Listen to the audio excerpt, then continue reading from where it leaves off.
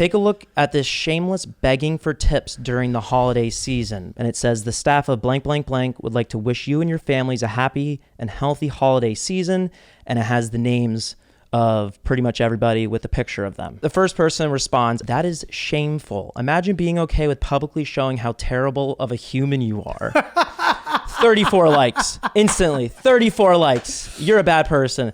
I guess the entire neighborhood knows who to avoid now. I always say anybody could be a comedian. You just have to have the desire to want to do it and then like learn how to do it for a long enough time. And like anybody can turn the corner. I really do believe that. The comment section is proof. I did not have sexual relations with that woman. Yes or no? Did you ever take banned substances to enhance your cycling performance? Yes. I had no prior knowledge of the planned assault on Nancy Kerrigan. I am deeply sorry for my irresponsible and selfish behavior I engaged in. Hey everybody, welcome back. Oops, the podcast. Gallerati and Lynch in the driver's seat. Hey everybody. Rocking and rolling. Hopefully you know this already by now, but I will be taping my first special February 16th in Chicago at the Den Theater. 2 shows. Looking forward to seeing you there. It's going to be a big night. I'm very excited.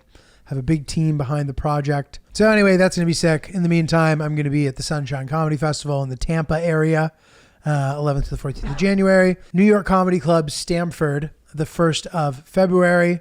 That should be sweet. Looking forward to all those. And then I'm hopefully going to have more dates between now and then because I need to run the special. So we're figuring all that out. And I will definitely let you guys know. But that's the deal for now. And here we are. Mr. Lynch, how are you?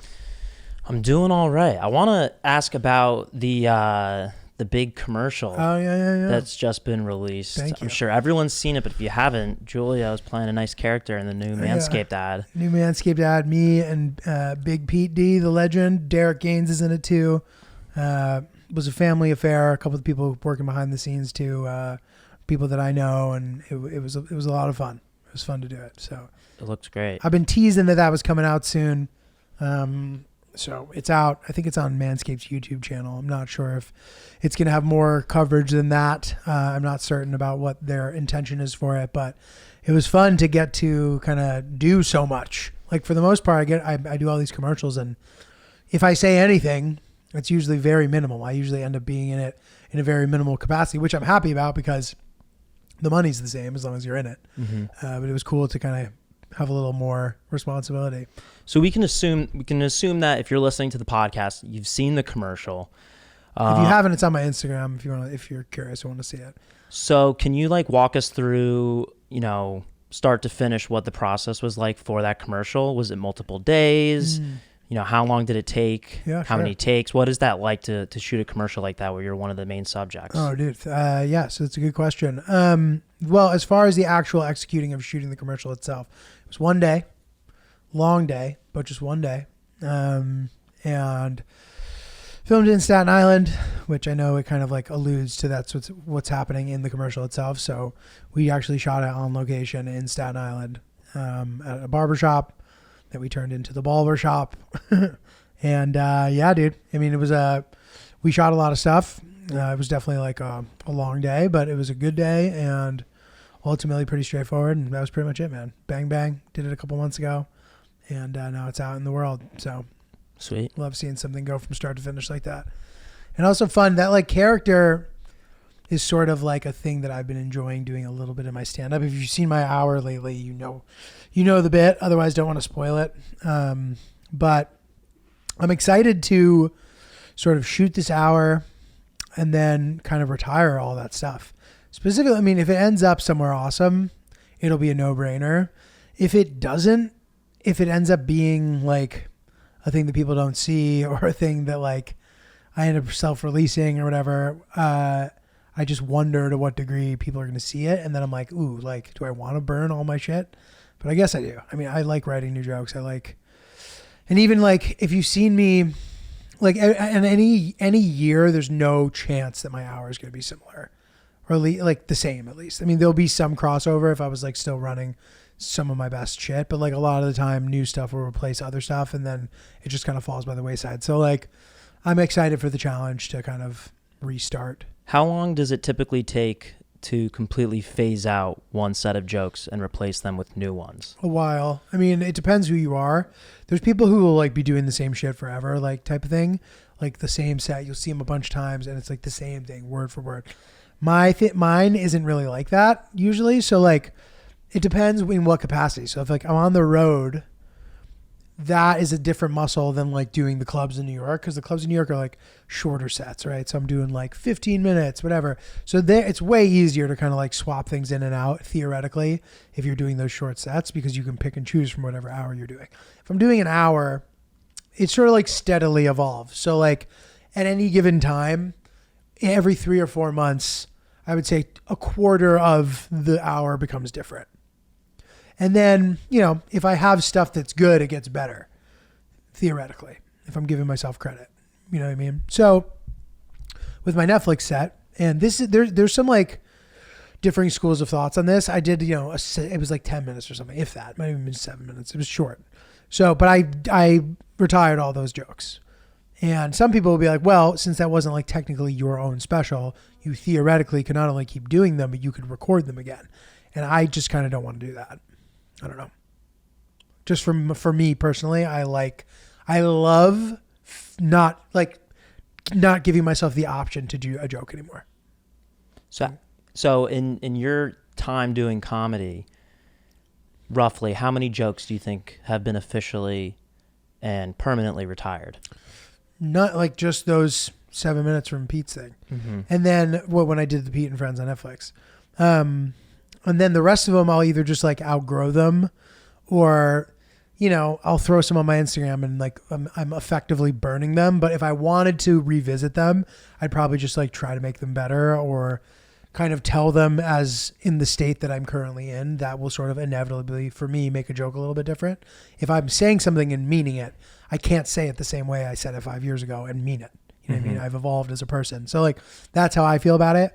But a lot of the time I just like, I feel like I've gotten better at comedy, and therefore like some of the other things don't fit, or I just don't mean them anymore. I don't have a connection to them. Like I wrote a bunch of jokes at one point when I was like going through a tough time with a girl specifically, or girls.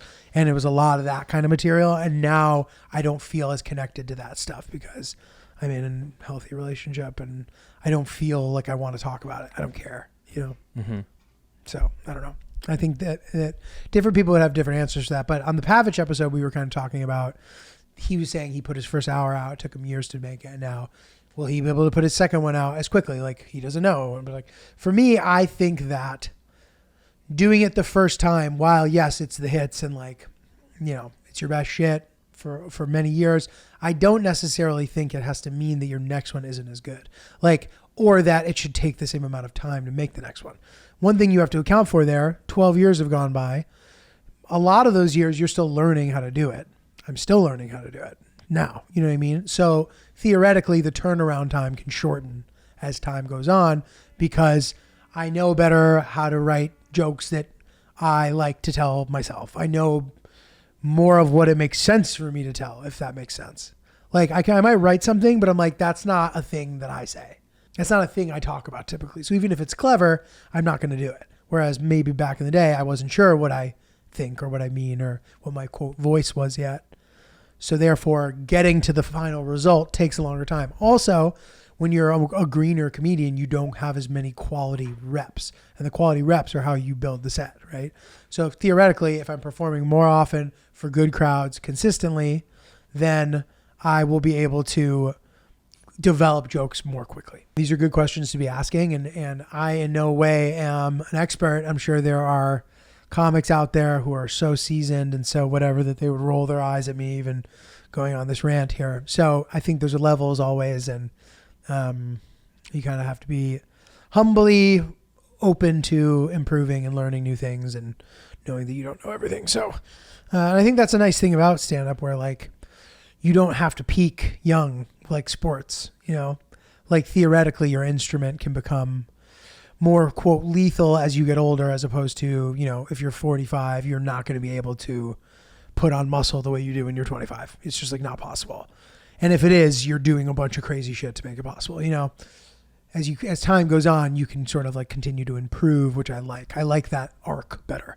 I don't like the idea of having to look into the rearview mirror and think about the glory days. I want the glory days to always be in front of me. Because yeah, dude, I mean, you're doing open mics, you're doing this or that. It can be like a mind fuck because you're performing into the abyss. So it's like naturally you want to make the crowd interested in what you're saying. So what happens over time, you go to these mics, you get to know people. Because of that, now the people who know you are listening to you. You listen to each other. It becomes like a little clique, a little club. So if you're in it, people are listening, they're laughing, they're doing the ha thing, which is like, ooh, I see so much stand up that I can't actually laugh, but I'm showing you that I think it's funny. Yes. And suddenly you've become this guy who only performs for other comics, and then you show up to a real show and it's different. So it's a completely different energy. It's all part of the process. Dude, I'm tired. Yeah. But I want to make sure I have a nutritious meal tonight. I didn't even know you were doing a read. Yeah, I don't. Dog. I mean, when I leave here, I could go to the grocery store and lug home 3-4 bags of food, or when I walk through my door, I can just pick up my box of HelloFresh. It's waiting for me with my dinner tonight, tomorrow, and the next night. It's perfect. They give me all the portions that I need. There's no waste, and I'm gonna have a nutritious meal tonight with my lady. Dude, it is the best. Say hello to a less stressful holiday season with the help of HelloFresh. Skip the grocery store and save time with easy, tasty recipes delivered to your door. 'Tis the season for giving and gathering, and with HelloFresh, it can also be the season of saving. Actually save money this month with fresh recipes delivered cheaper than takeout, and with pre-portioned ingredients, you'll never waste money on excess food. And dude, for me, it makes it easier to cook stuff that I never would have been able to cook before. I made tilapia over rice with I've literally never even cooked rice in my life until I started with HelloFresh. And I think just having the ingredients given to me in advance makes that much easier. It's like, next, do this to this, instead of having to have the step of actually gathering the stuff from the recipe. I don't know where any of this stuff is in the store. You know what I mean? Somehow just having it there makes anything cookable.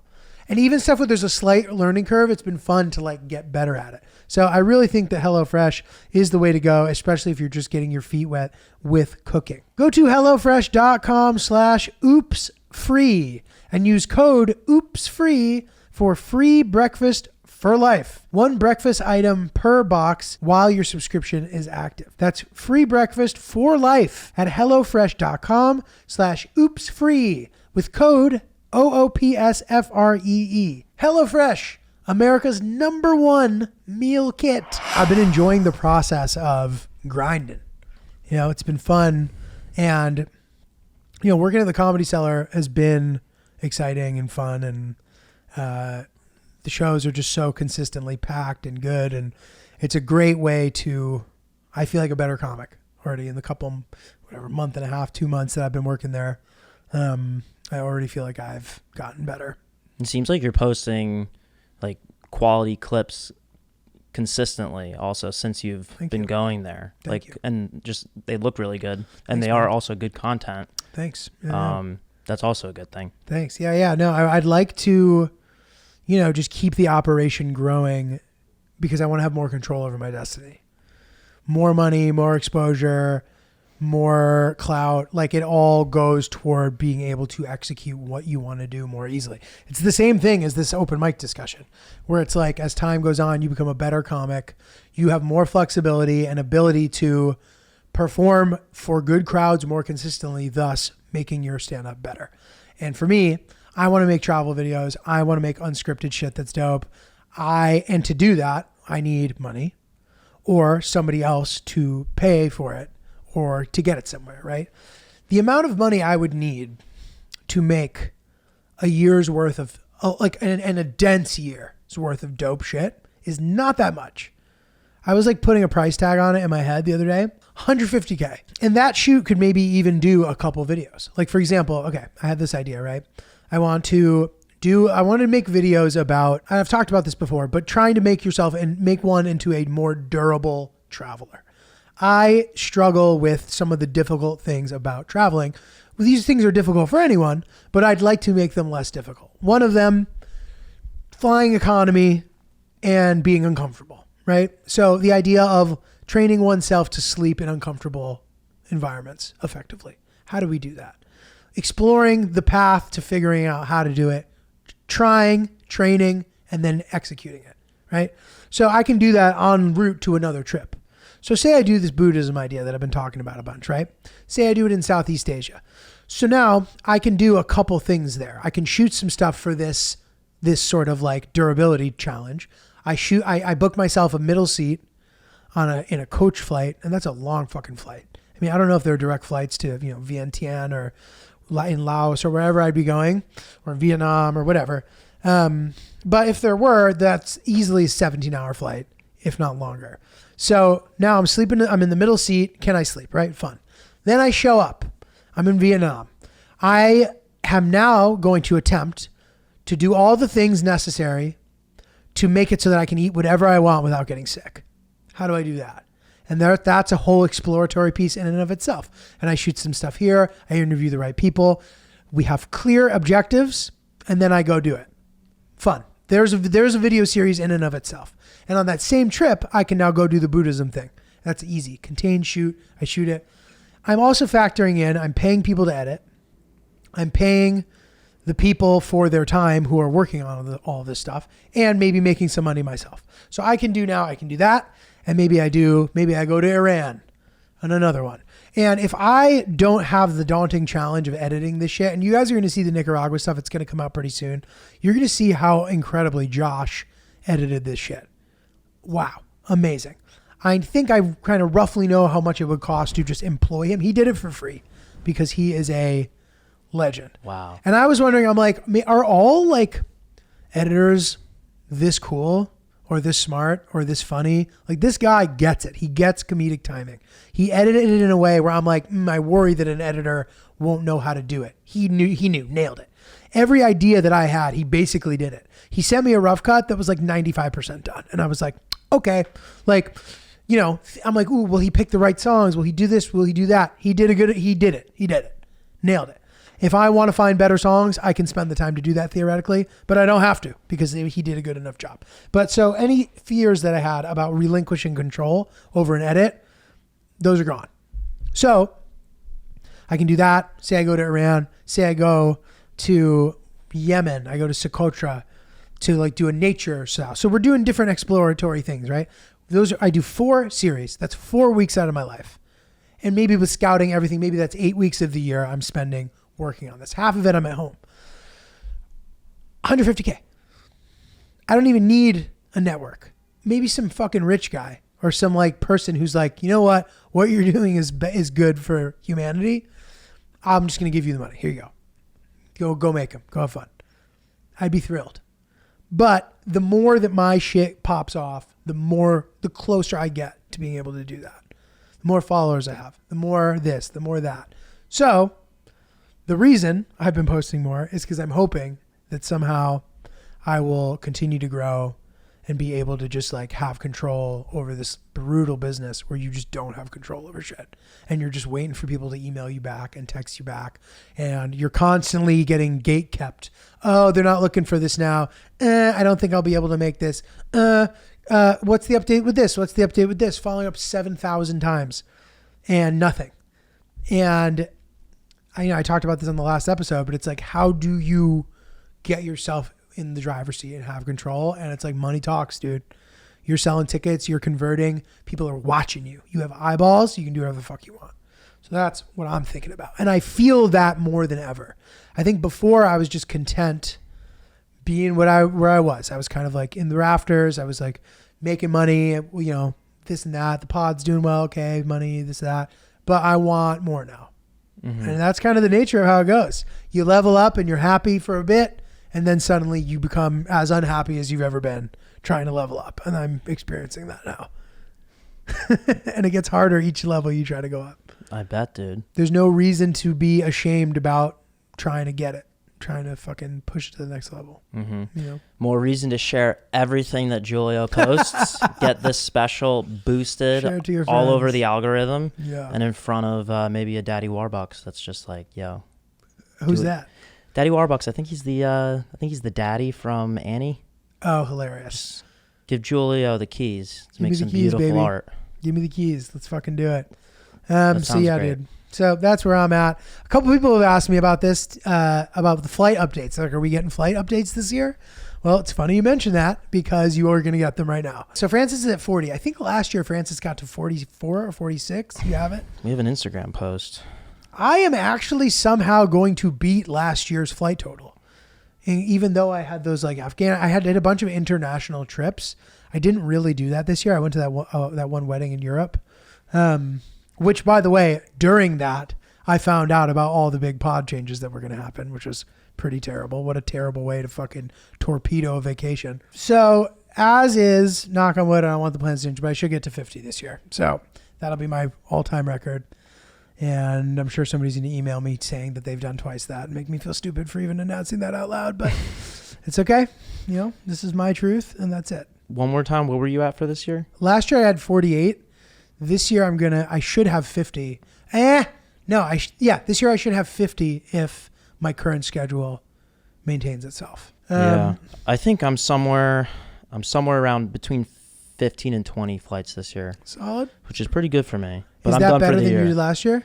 Significantly. I think I already surpassed the amount of flights that I had cumulatively between 2022 and 2021 between January and April. Wow. So a lot of flying. Good man. Going around with Francis. You had 48 flights in 2022. And Francis at 46, right? 46. Yeah. Yeah, just to confirm. Came You're the down guy the in the wire. sky. Guy in the Sky Guy award. in the sky. I still have the trophy. Yeah. Very cool. So anyway, what are you guys up to for the holidays? This year, I don't think I'm doing much. I think I'm going to be with family for a couple of days. I want to be in the city so I can do spots and make some money and, run around. And I hear people telling me their plans, like this one group of friends of mine, they are going to St. Lucia as a big group. And I'm like, man, that sounds awesome. It sounds awesome, but there's so much that comes with a group trip that's just very unattractive, especially after the fact. What do you mean after the fact? Just like the idea of going on a group trip is so much fun, but then all the unexpected expenses, the person that, we got to buy this bottle, I'll throw down for it. But then on the Sunday after the flight, they do the Venmo request. So you didn't even want to have the bottle, or you didn't even drink out of the bottle. Those things with group trips turn me off. I've been very turned off by group trips recently. You seem like a person who's done them. I've done quite a bit. I'm doing quite a bit. Yeah. So I have not. So I still have a naive perspective about it, perhaps. Yeah. But to me, they're going to St. Lucia, and it's going to probably be like, they probably are renting a house that has sort of like a working staff or whatever. So like maybe the price stuff is a little more straightforward. I don't know much about St. Lucia, but like that just sounds so sick, dude. I'd love to go somewhere warm, but to be honest, like I got to pay for my special. I got like stuff. I've been having expensive couple months and I just can't do it. Is it a couples trip? I think predominantly, but I don't think specifically. Okay. I think there are couples, but I don't think it's all couples. Because those aren't as bad. The things that I'm talking about are like a barbaric group of 20 guys sharing a massive Airbnb with air mattresses. That's a completely different situation than going on a trip with maybe like 4 couples. And I've aged out of the like, if you don't get there early in the day, you end up sleeping on the floor part of my life. Dude, I'm still in that phase, and the majority is still okay with that. So I need to yield to that expectation that that's the game we're going to play. We're going to race for beds. Yeah, you're 27. Yeah, I was like over it already by that age too. We like rented a house in Nantucket when I was like 23 or 24. Yeah. And I like slept on the floor, I think, or something. Yeah. I just won't go. Yeah. I just won't go, or I'll leave early. I can't do that. I can't not sleep in a bed. I think you guys talked about this a few years ago, but I can't do it. I don't want to do it. Yeah, I need a bed. Especially when everyone's paying the same amount of money. Yeah. I also don't want to be the person that's going through, all of the expenses at the end and then asking for like a prorated discount. That's embarrassing. But at the same get a time, spreadsheet. Yeah. This is what everybody got. But at the same time, like you should be able to do that, but I do know that it's kind of a turkey move to make that a big thing. So I'd rather not go. But so then you're like, bro, why even put yourself in that position to begin with? Exactly. Right. So I don't even want to like I get it. be the turkey. Let me just stay. Yeah. So That does sound like fun. It's also, a little, I know you want to do spots and stuff, but it is a quieter time. Yeah, it'd be nice. And it's a good reason to go out and hang out with some friends. So. Yeah, so, whatever. It's like, and that's the other thing too, dude. I think about this. Like, people always, like, growing up, I was sort of conditioned to believe that people who work too much were like suckers. They work too much and, they barely have any free time to enjoy themselves. So, like, what's the point, right? But now I think about it and I'm like, okay, a lot of the people going on this specific trip, or like who are going on trips during that time of the year in general, like, what an awesome time to go on an awesome trip. It's the perfect time. There's nothing going on. I'm busy. I can't just go places whenever I want. You know what I mean? I mean, I can, but I have to like convince my brain that it's like for work or something. You know what I mean? I can't justify just going on a trip. I'll have so much anxiety. I need to go during a time where everybody's doing nothing. Mm-hmm. Perfect. Between Christmas and New Year's, black hole. Of course, it's the most expensive time to travel, but it makes sense because that's when nobody's doing anything. So it's fine. So like, how nice is that? Imagine having a time during the year where you can travel and not have to worry about having like work and life FOMO, right? So it's like, maybe those people actually do have a better schedule. Yeah. Those people who work so much. Life is, at least for the corporate world, putting time out for those, right. Even the month of December. I've seen a lot of people, just very blasé between Thanksgiving and Christmas or New Year's and all the holidays. It's just a very murky, blurry, everything's really chill. There's nothing happening. You can do whatever you want type of situation. I like working. Mm-hmm. I like working hard. I can't even work hard all the time when I want to. Sometimes it's like banging my fucking head against the wall. I'm like, my work is I want to make videos. I want to get someone to make them for me. Whatever it might be, I don't always have control over all of the steps, which sucks. And I guess that's like part of being an entrepreneur, right? Like problem solving, figuring out how to build the business to the point where you can do the things you need to do. Fine. Wah, boo-hoo, right? But, I don't feel like... Are you signaling to me? No, I'm just scratching my head. Brian scratched his head and I thought he was saying that I had something on my forehead. That was funny. So yeah, dude. So it's like, I would love to just be going away during that time. And then I'm like, my dad used to tell me this like metaphor, allegory, situation story, which he's going to hear me say this and he's going to call me and double down on it. And I'm sure he's going to be right. My dad, despite the fact that he wears raccoon hats, he's actually a very smart guy and can also be very wise at times. He's very optimistic. I like his outlook on life in general. So I'll say that before I disagree with his story. He has this story about a fisherman and like a rich guy, and they're in a boat together. And the rich guy's on vacation, and let's say he's an investment banker. It's a guy who works 80 hours a week. And he is talking to the fisherman, and he's bragging about how he works so hard and he makes so much money. And then, 1 week a year, he gets to come down there and enjoy himself and turn off his phone and not think about anything and just enjoy the warmth and enjoy the nice weather and go on a fishing trip. And the fisherman says, well, I live here all year round. And that's supposed to be this big aha moment, right? That doesn't land on me that way, dude. All I think about is how that fisherman is probably bored with the climate. He's been there constantly. It's hot. It's muggy. He's there during the rainy season. He doesn't even appreciate how beautiful the ocean is because he looks at it every single day. Maybe he does. Maybe he doesn't. I don't know. He also probably, beyond that, I don't know. I don't want to like make judgments about the fisherman's income or about his quality of life. I'm sure his quality of life is high. He probably isn't that stressed. But to me, it's the same with a view. You pay millions of dollars, you get this sick apartment with a sick view. Guess what? You're going to get bored of that view. And the only people who are going to like it are the people who come over your house. And they're like, whoa, sick view. You've forgotten about the fucking view. I have a sick view from my apartment. My shades are drawn 90% of the time because the sun blows in the morning and it makes it too hot. And it's a pain in the ass to constantly be de-draping and re-draping. So they just stay down and I never see the view. So to me, it's like the investment banker's life sounds better in that scenario. Yeah. So maybe I'm just a sucker. I've succumbed to the rat race and I'm not even in the proper one. Guys, life doesn't always happen bi-weekly, so why should payday? The money that you earn can be in your hands today with EarnIn. EarnIn is an app that gives you access to your pay as you work, up to $100 per day and up to $750 per pay period. Just download the EarnIn app and verify your paycheck, then access up to $100 a day as you work and leave an optional tip. Any money that you access plus tips are automatically repaid from your next paycheck. Whether you need to maybe get some gifts this holiday season, or if you want to just treat somebody to a special night out, whatever it is, it might be. We've all had a moment where we needed a couple extra bucks. We were getting paid, just hadn't hit the account yet. And it can be nice to be able to access the money that you've earned slightly earlier because you're going to get it anyway. So anyway, download EarnIn today, spelled EARNIN, in the Google Play or Apple App Store. When you download the EarnIn app, type in oops under podcast when you sign up. It'll really help the show. Oops under podcast, subject to your available earnings, location, daily max, and pay period max. See earnin.com/TOS for details. EarnIn is a financial technology company, not a bank.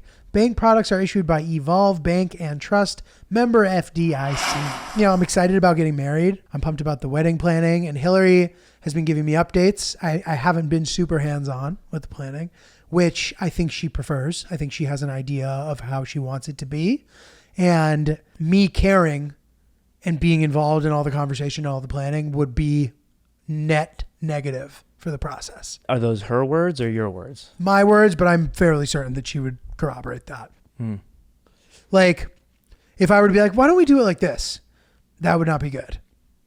The chances that she would agree would be wrong. And like, I feel confident knowing that my opinion actually doesn't matter that much.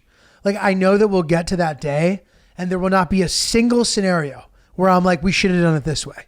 I wish that I had been more involved. We should have done it this way. There's very few things that I feel strongly about during this process. And it's going to be sick. She reported to me that they're serving pasta for one of the dishes on one of the nights. That's very sweet. And I said, so? She goes, you should tell your parents. I was like, that's racist. Just because they're Italian, you think that's going to be exciting that my parents, that there's pasta? She goes, no. She goes, it's unusual for pasta to be served as a course. And I was like, okay, news to me. That's sweet. Were you being playful with her? Of course. Oh, okay. Of course. I'm fucking around. I couldn't tell. I didn't know that pasta is typically not served at a wedding. I don't fucking know. I don't know any of this shit, dude. Uh-huh. So, all exciting. And I think that she has done a very solid job of doing the planning. Like, I think the planning's nearly finished. Like, the important planning is pretty much done. And now she is sort of like, I guess I should go on a bachelorette, maybe just to like build the momentum. Because now it's like a year away and I need to like keep it going. I'm like, oh, that's interesting. I bet there's so many people listening to the show right now that are so envious that you two have this mutual understanding on your rules for scheduling the wedding and planning it. It rules. Because I'm sure that a lot of men that aren't interested or partners that are not interested getting involved are being forced to be involved against their will. Yeah. And just nobody's happy. So I bet people are very jealous of you for that. Yeah, that seems pretty nice. And also, so the videographer is going to be an Oops community person. Oh, wow. Guy who listens to the pod. He came to my show in Boston. He's also gone. He took my Iraq itinerary from my video. He used my guides. He went. This guy's the real deal. He's like, ooh, I think I'm going to go to Iraq. Can you connect me? Connected him. He went. He is now, I think, going to go to Afghanistan too. Oh, that's great. This dude rules. And I don't know if like we've signed the contracts or whatever, and if the agreement is final. So I don't want to shout him out yet, because just in case, but he's going to get plenty of shout outs, and I fuck with this guy a lot. I like him a lot. So another W for the Oops team. That's sweet. I'm pretty gassed, dude. Very cool. Yeah, it's pretty exciting. Very cool. I had a good run-in with your doorman again today. Oh, nice. Every time we come to record, Giulio has, I don't know. John? Is it John? There's John, and then there's the older gentleman that's Mike. at the door, Mike. Louis. Louis. Louis is the guy at the door. So I'm on a first-name basis with John. Nice. Hey, John. Yeah. He's going, hey, Ryan. Hey, Ryan. Giulio, right? To me, he goes, hey, Julie. Yeah. It's great. All right. And, we confidently say each other's names. Nice. Like, hi, Ryan. Hi, John. John's the man, dude. And he sets your level floor for me before even walking to the elevator. Everyone's super nice. And so, because it's around the holidays, I'm curious, do you tip or give gifts to the doormen / people that work in the building? So it's customary, I think, to tip. What my old building would do is they would send out a list of all the people who worked in the building that should be tipped, and we would tip them. this building has a lot of people that work here. So like, if we were giving the amount that we were giving in the past to everybody in this building, that would become kind of insane. So I wonder if they do a recommendation of who you're supposed to tip or not. But we intend to tip everybody that we have to. Mm-hmm. And if it's unclear, we're just going to tip everyone. Mm-hmm. Do you have doormen? No, but I have a super. The letter that you got in your old building, what did it say? Was it like, these are the people that live in your building? Did they insinuate that like, hey? No, they say, Merry Christmas, Merry Christmas. I think, dude, it might be Merry Christmas from, and then it lists the people. Okay. And then you're like, okay. And that's appreciated because it's sort of like a non-gauche way to tell us what to do. Mm-hmm. And it makes it easier. Mm-hmm. And I think we just gave everybody like $100 or something. That's nice. Yeah. The reason why I asked that is because Victoria and I have this app called One Roof. And basically it's like Facebook, but for your neighbors and also for neighboring buildings in your area. And somebody posted a photo of pretty much the letter that you just mentioned with all the people that work in the specific building. Was that a problem? So this person thought that they were, doing a mic drop by saying what they said. And she said, let me find it first. Her name is Angela. She said, I live in blank, blank, blank, blank Ave, the sister building of blank, blank Ave. Take a look at this shameless begging for tips during the holiday season. Upside down smiley face Christmas tree. And it says, the staff of blank, blank, blank would like to wish you and your families a happy and healthy holiday season. And it has the names of pretty much everybody with a picture of them. So do you know the management company? No. Okay. So dude, my thought is this. These guys, I don't know what the people in this building are doing. The people in my building deserve a tip. Mm-hmm. And I don't know like but like they're bringing stuff to my door. They are, if I have boxes that we want to recycle, we just leave them outside and say we have boxes, they come get them. They come and fix shit in the apartment. And if they come and do something fairly significant in the apartment, I usually juice them a little bit while they're here, give them the juice. But these guys deserve a tip. And it makes it easier to do it at the end of the year so that I don't have to do it every single time. I don't have to have small denominations of bills so that I can constantly, it's way easier and better to do it at the end of the year. And to me, they deserve it. Oh, dude, 100%.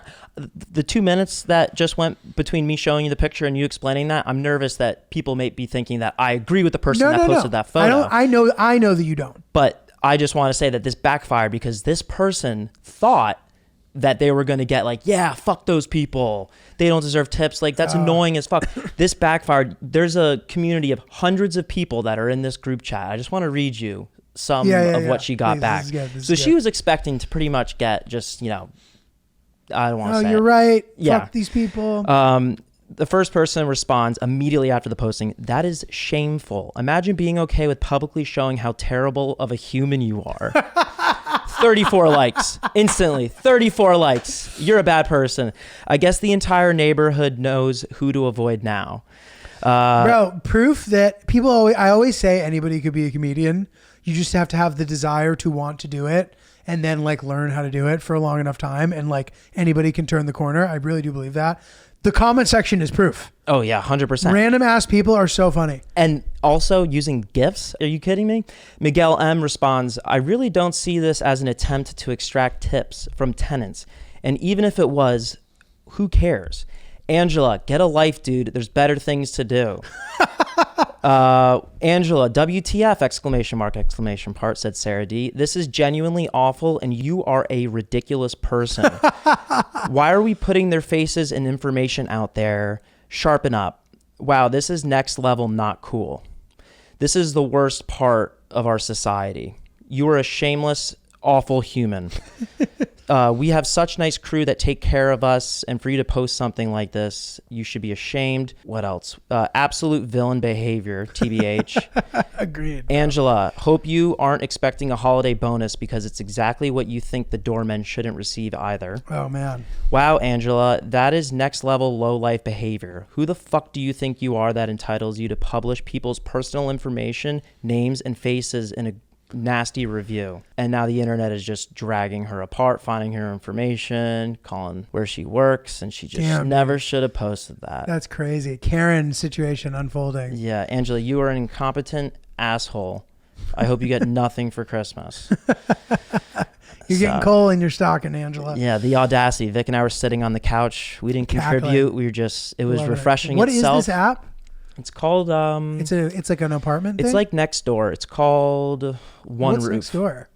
Nextdoor is also like a Facebook for your neighborhood. So usually people report when packages are stolen, or when their Ring camera catches a crime, or when someone goes missing, or a dog is running around loose on its leash, or also some positive community things like, hey, I'm selling some stuff. But yeah, we were on there, and we had a few laughs over that. Just a terrible person trying to get a little bit of clout, maybe, and it just completely backfired. Well, dude, the question for you. So you live in a pretty cool neighborhood. We don't have to disclose specifically where it is. I think I've said it a bunch. I've mentioned where I live in Williamsburg. So, okay. And like what like train stop do you take? So I go to Bedford Ave and I take the L. Oh, wow. Yeah. Oh, I didn't realize you guys were in that. I don't know why I thought you were like further out. So you live north of there, south of there? East of there? I live south. Okay, cool. So I would argue that where you live, the greater area is the best neighborhood in the entire city, in my opinion. I'd say so. I'm a little biased. It's the best. But dude, I've always thought so. The funny thing here is when Victoria and I decided to move to Williamsburg, it was so hard to get an apartment. We were looking all over Manhattan.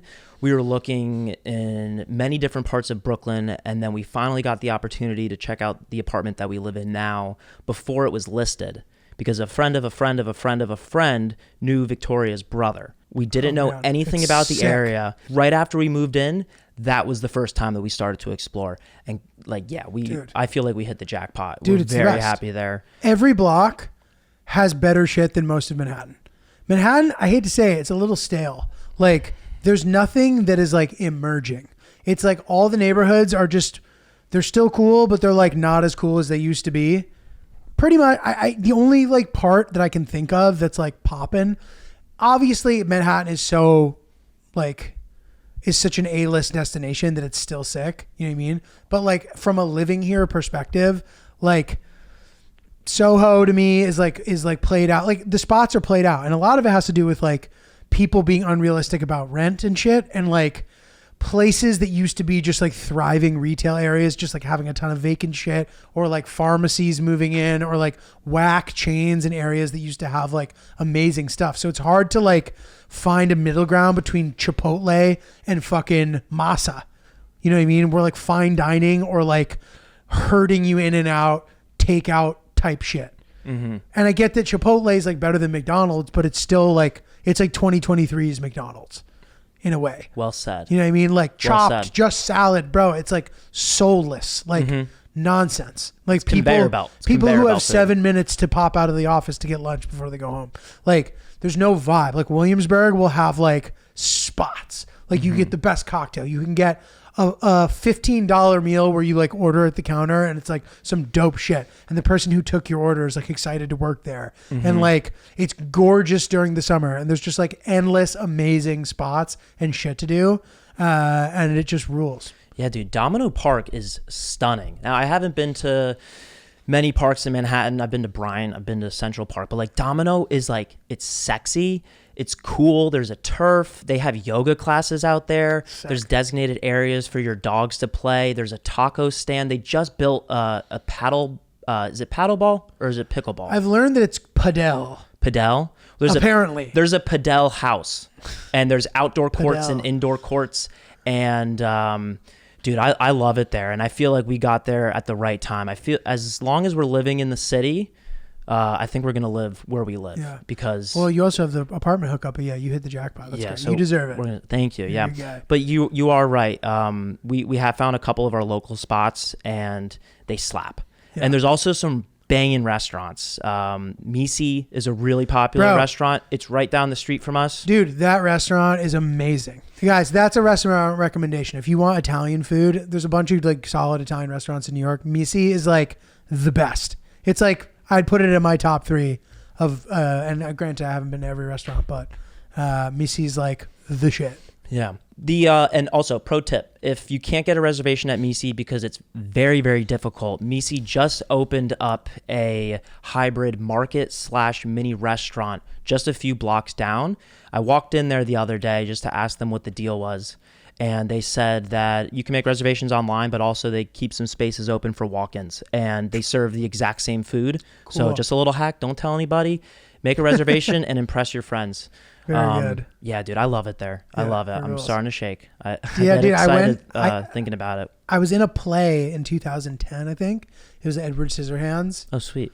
And I played, like, if you guys have seen the movie, like Anthony Michael Hall's character, sort of like a bully, the sort of like the villain. Mm-hmm. It was sort of like a random thing. I don't know. So we shot it at some like small theater. It wasn't like that big of a deal, but it was fun. And at the time I hadn't done much, so I was excited. But anyway, so we rehearsed there and we did the play there, and I just was like so thrilled to be in the neighborhood.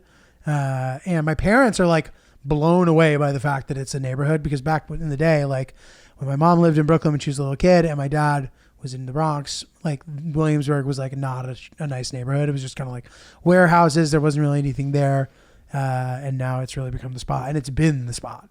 And like, 2010, it felt like it was emerging the same way it still feels that way. And now some people would argue that it's like a little bit, like it's lost its soul a little, the way that like San Francisco got taken over by tech bros. Like they would argue the same things happened in Williamsburg. I don't personally feel that way, but maybe I'm just like more mainstream than some of the people who are saying that. Like maybe now Bushwick has more of the feel of what Williamsburg used to, according to some people. But regardless of the whatever way you spin it, like Brooklyn is setting the tone for culture for like the world. And like you'll be in places, or even if, especially for the country, but like the world, like the way that it's exporting culture is like pretty shocking.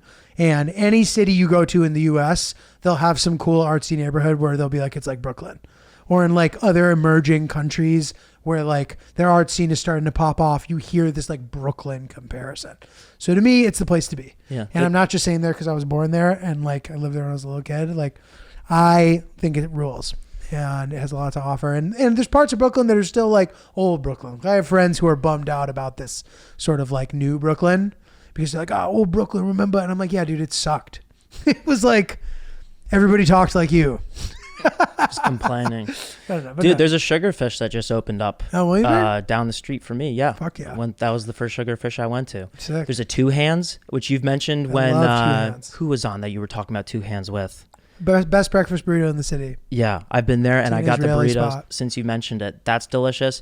Can't go wrong. Definitely a great day trip. And you can take the bike over the Williamsburg Bridge and you are in the Lower East Side in like 15 minutes. Yeah. If you get one of those white city bikes, like for me, I can walk out of my apartment and I can be at an open mic at the Black Cat LES in 20 minutes, maybe 15. Or a Danny show. Or a Danny show, yeah. Yeah.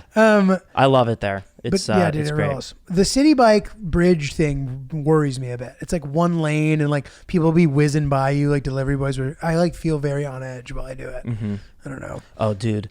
Oh, my God. I was coming home from an open mic on Thursday night and I popped my AirPods in. And I get on one of those white city bikes and the bridge was busy. And just like you said, it's very narrow. And there's also like parts that are under construction where like the two mini lanes kind of turn into just like 1.5 lanes that like you have to like time it perfectly so that you don't crash into somebody, because there isn't room for two bikes. So I'm on the city bike and I want to call my buddy Pete. And I ask Siri while the AirPods are in. I'm going like 15, 20 miles per hour on the fast white bike. Phone's in my pocket. No helmet. Not accessible. And I say, hey, Siri, call Peter Beckwimmer. That's my buddy's name. A lot of syllables. Make sure to enunciate because it's not perfect. AI is not perfect. And, I'm going up the hill. So I'm going fast now. I'm going maybe like 20, 22 miles per hour.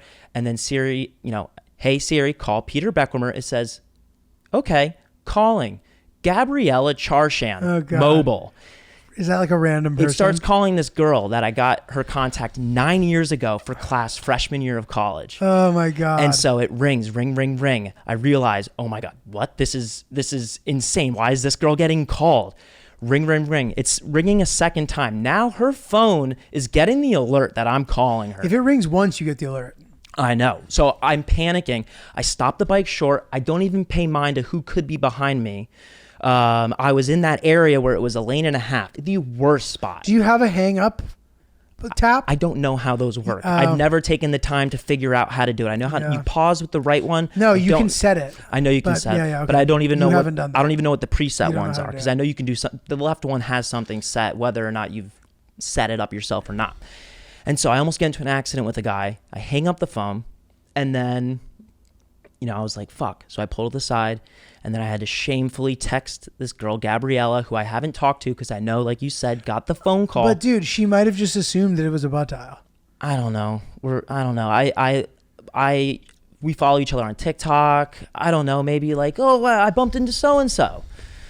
And I just said, hey, sorry, crazy Siri butt dial. No response. I'm an asshole. Oh, yeah. I'm a weirdo. I felt like such a loser. You took an L and turned it into a double L. It's brutal, dude. So now I turned Siri off completely. Wow. Because that's happened a couple times. Yeah, dude, I've done that before too. It's embarrassing. But yeah, the move to me is to just like let them figure it out. And then you can make them feel stupid when they're like, what's up? You're like, oh, butt dial. Yeah. Yeah. But dude, that is a thing that's just like very fucking embarrassing. Sometimes, have you ever gotten a random call from somebody and they were playing like contact roulette? No. Like somebody else will like do this and stop, and then you have to call the person. No, I don't. I won't play those games anymore. I was like, hello? And they're like, yeah. No, we won't do that. Speaking of which, did you have more to say with this? I'll mention it later. Yeah, go ahead. I was just going to say, Williamsburg Bridge, awesome bridge. I mentioned to you that I'm watching Suits. I'm in season 3. Don't really like the overall character arc of the British person in season 3. Kind of turned off by it. But I will say that Mike, he lives in Williamsburg, and all the B-roll footage from Suits is of the Manhattan Bridge and the Brooklyn Bridge. And I don't think that the Williamsburg Bridge has enough representation on the show Suits. You need to figure it out. You can go in there, swap out the B-roll footage, and give the Williamsburg Bridge the credit that it deserves. It's a beautiful bridge. There's a subway that goes over it. There's a walking path designated for walking, separate from the biking path. And there are 4 lanes for vehicles to go to and from Manhattan and Brooklyn. It's a beautiful bridge, and they are doing it so dirty. And for Mike, one of the main characters, to be living in the city that's not showing the bridge that belongs to it, it's fucked up. That's it. Love Williamsburg. Lynch has spoken. A lot of Williamsburg pride. Go in there and swap out some Williamsburg Bridge shots. Yeah, what were you going to mention? Well, I was thinking about interesting phone calls. Last week when we were wrapping up the pod, I got a scam phone call. Somebody saying that someone had hacked into my bank account and something unprecedented happened. The person calls like, hey, like, whatever. I forget what they said specifically, but something about like they were at the Bank of America in Salt Lake City and saw that someone had hacked into my account. I immediately know this is a scam. And I just go, oh my God, what should we do? And then we kind of just sit there, and I did this on speakerphone. So Lynch. Yeah, I was here for this. Yeah. And then they didn't say anything. And I went, oh my God. And then the guy just goes, yo, are you or some shit? I was like, he said that. What? And then he goes, yo. And then I was like, oh my God. And he went, yo, are you or some shit?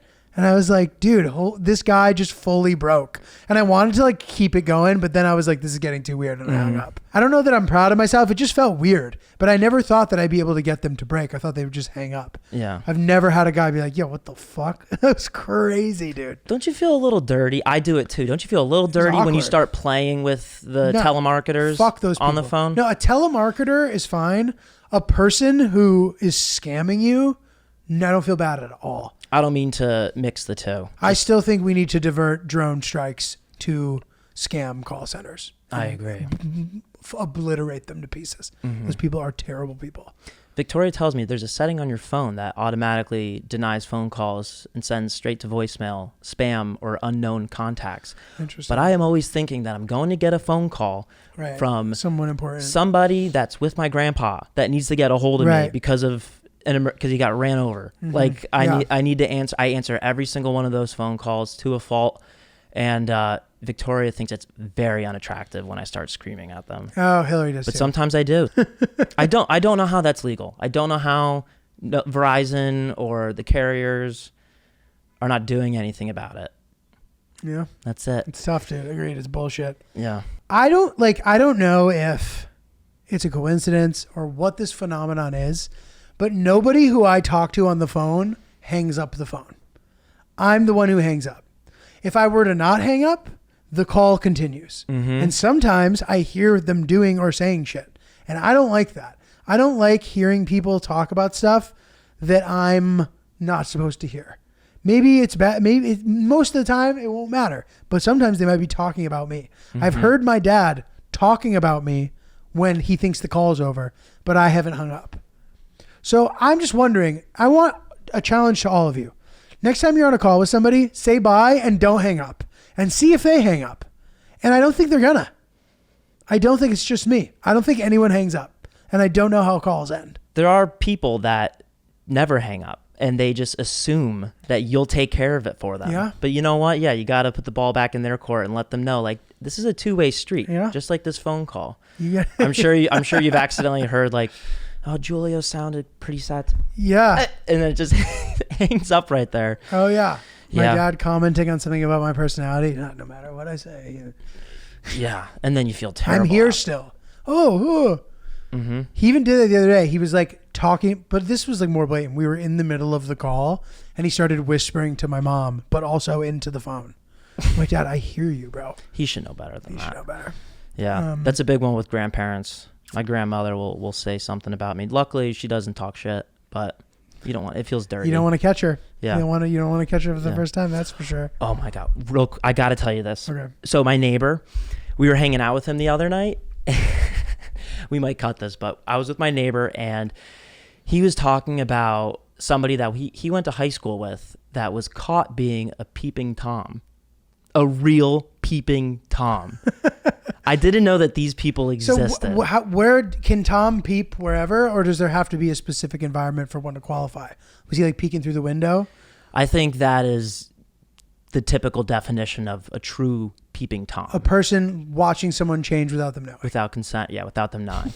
So this guy, Steven, and the way my buddy Jared explained it, he's like, he was a really good kid. He was very athletic, had lots of girlfriends, but, you know, he had these accusations against him that he was spying on mothers through their windows, but no one had caught him. So it's just a really dirty, nasty, accusatory rumor. Until one day, Steven hopped on the air conditioning unit of his neighbor's house to watch his neighbor, the adult neighbor, shower. The husband was out back grilling, and he noticed, I don't know, just by the noise of someone jumping on the AC, that Steven was peeping on Mrs. XYZ. He chases the kid down the street. He tackles him. He's probably 20 at the time.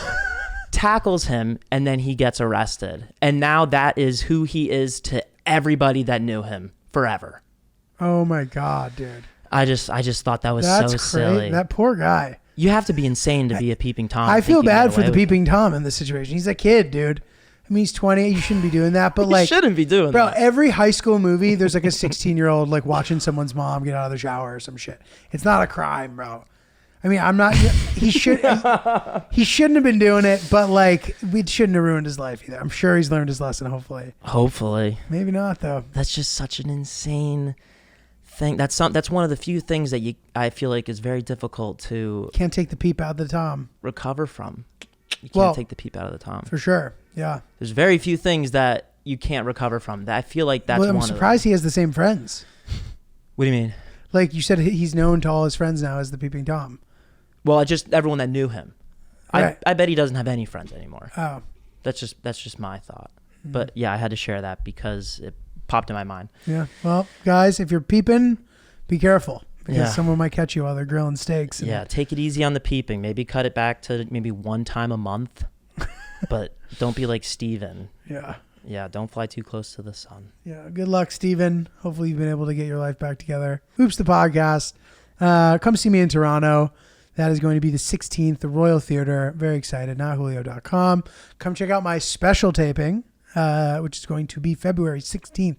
The Den Theater, Chicago. 2 tapings. NotJulio.com for tickets. I'm also going to be in Fairfield on February 2nd, and the Sunshine Comedy Festival in Tampa and St. Pete, the 11th to the 14th of November. Buy some merch, oopsthepodcast.com. Send us emails, oopsthepodcast@gmail.com. Lynch, you got anything to add?